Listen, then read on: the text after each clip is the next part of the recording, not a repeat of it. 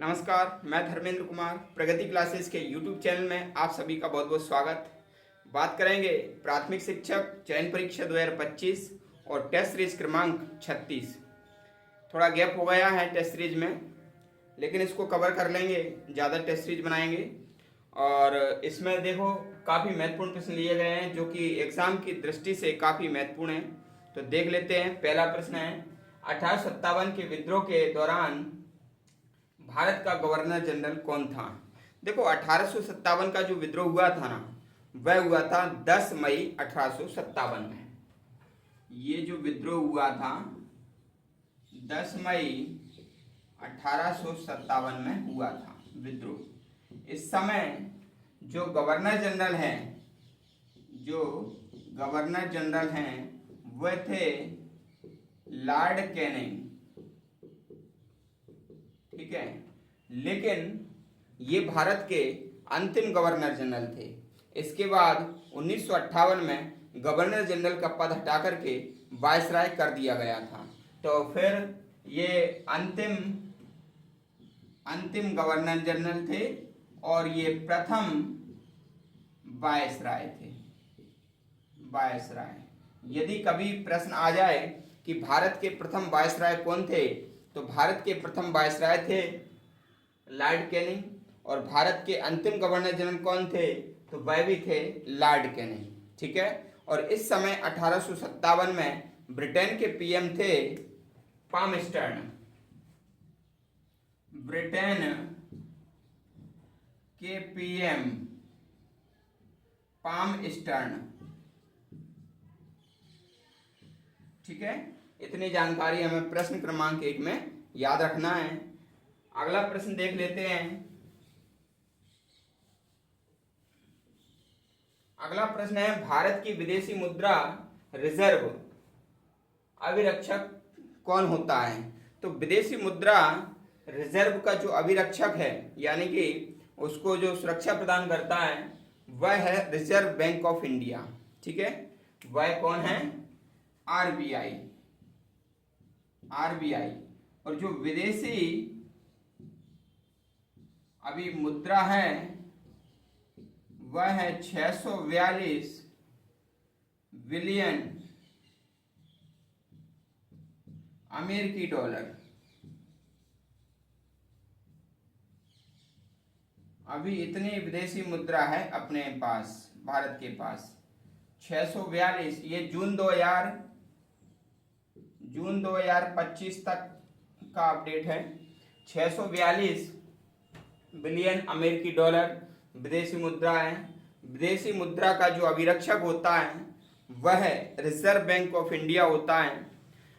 और reserve bank of India की स्थापना भारत में जो हुई थी, अंबेडकर साहब की एक बुक जो कि इकोनॉमिक्स से संबंधित थी, लंदन में उन्होंने बुक लिखी थी, उसके आधार पर वह लिखी गई थी।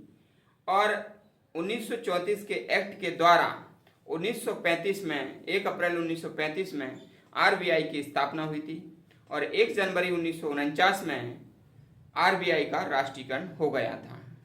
ठीक है, तो इतनी सारी चीज़ें हमें याद रखना है इसमें। अगला देख लेते हैं हम, भारतीय स्थानीय समय आधारित है। तो भारतीय स्थानीय समय किस पर आधारित है, तो 82.5 डिग्री जो पूर्वी देशांतर है, 82.5 डिग्री पूर्वी देशांतर है, उस पर आधारित है भारतीय समय रेखा। और यह है प्रयागराज, यानी कि जिसे इलाहाबाद भी कहते हैं, कि नैनी से, प्रयागराज के नैनी से ये रेखा खींची गई है। और ये जीएसटी जो लंदन में है, green mean time, GMT green mean time से 5.5 घंटे आगे है। तो ये जो इंडियन स्टैंडर्ड टाइम जो है, भारतीय मानक समय, इसको क्या कहते हैं, भारतीय मानक समय, ये जीएमटी से 5.5 घंटे आगे है, 5.5 घंटे आगे है, ये हमें याद रखना है।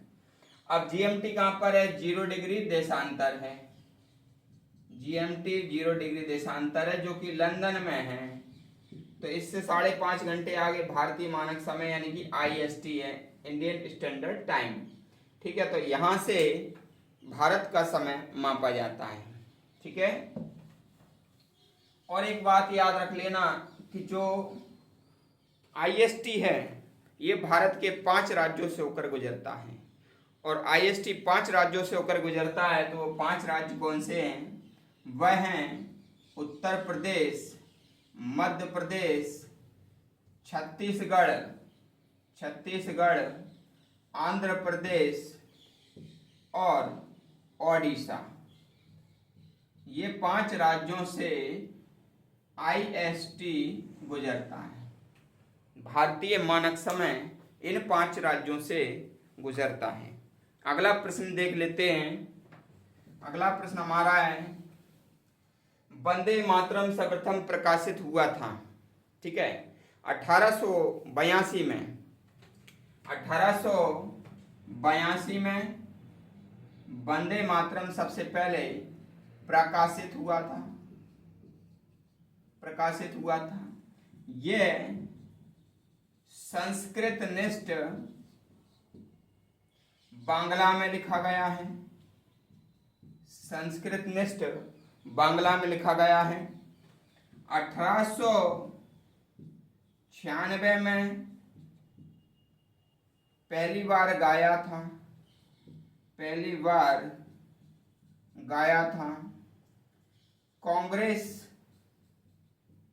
कांग्रेस के कोलकाता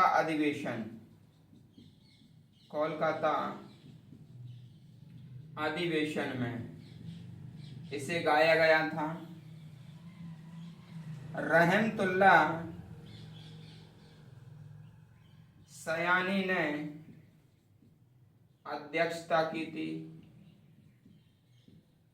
रहमतुल्लाह सयानी ने अध्यक्षता की थी, और ये आनंद मठ से लिया गया है। कहाँ से लिया गया है? आनंद मठ उपन्यास है एक, वहां से लिया गया है। जो राष्ट्रगीत है वंदे मातरम आनंद मठ उपन्यास से लिया गया है। मातृभूमि को समर्पित है, मातृभूमि के लिए समर्पित है। अगला प्रश्न देख लेते हैं। अगला प्रश्न है हमारा, भारत के सैन्य दल का सर्वोच्च कमांडर कौन होता है? तो आपको अच्छी तरह पता होना चाहिए कि भारत का जो राष्ट्रपति होता है वो सैन्य दल का सर्वोच्च कमांडर होता है, और ये हमारे संविधान के अनुच्छेद 53(2) में ये बताया गया है कि राष्ट्रपति तीनों सेनाओं का सर्वोच्च सेनापति होता है, सर्वोच्च सेनापति होता है। ठीक है ना। लेकिन वर्तमान में एक पद बना दिया गया है जिसे कहते हैं CDS, और ये जो CDS का पद है ये नरेंद्र मोदी सरकार ने, यानी कि बीजेपी सरकार, NDA सरकार भी कह सकते हैं, उन्होंने ये बनाया है। और उसके तहत एक प्रशासनिक अधिकारी होता है जिसे कहते हैं CDS। तो वह प्रशासनिक तौर पर तीनों सेनाओं का कमांडर होता है, लेकिन राजनीतिक तौर पर राष्ट्रपति तीनों सेनाओं का सर्वोच्च कमांडर होता है। अभी वर्तमान में जो CDS हैं दूसरे नंबर के, वो हैं लेफ्टिनेंट जनरल अनिल चौहान, और इससे पहले जो थे CDS पहले वाले और प्रथम, वो थे जनरल बिपिन रावत। कौन थे? बिपिन रावत भारत के पहले CDS थे। और अगला प्रश्न देख लेते हैं, चंद्रगुप्त मौर्य के दरबार में यूनानी राजदूत कौन था? तो चंद्रगुप्त मौर्य के दरबार में जो यूनानी राजदूत था वह था मेगास्थनीज। ठीक है, वह कौन था? मेगास्थनीज। और ये मेगास्थनीज था सेल्यूकस निकेटर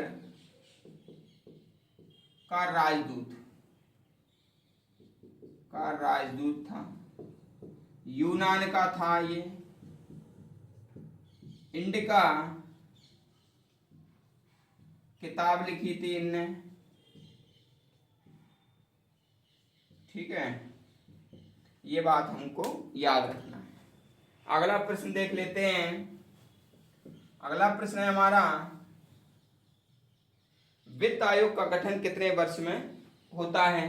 तो वित्त आयोग का जो गठन है वो प्रत्येक 5 वर्ष में होता है और अनुच्छेद 280(1) के तहत इसका गठन किया जाता है।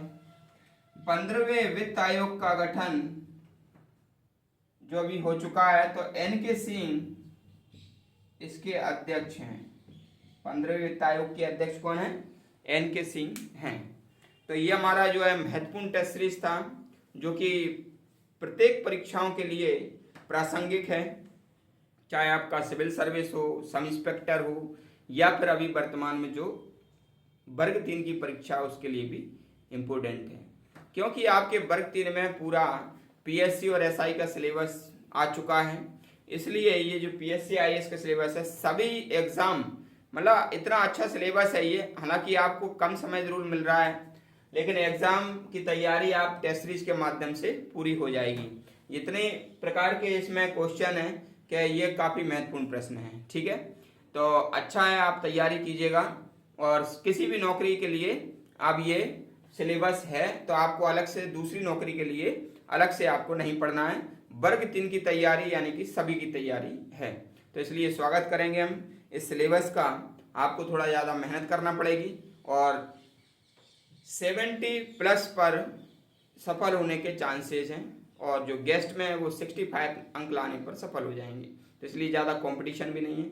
8 या 9 बच्चे में एक स्टूडेंट को सफल होना है, क्योंकि फॉर्म ही उस हिसाब से डले हैं, कम डले हैं फॉर्म। ठीक है, तो आप जुड़े रहिए टेस्ट सीरीज से। मिलते हैं नेक्स्ट टेस्ट सीरीज में। सभी का बहुत बहुत धन्यवाद।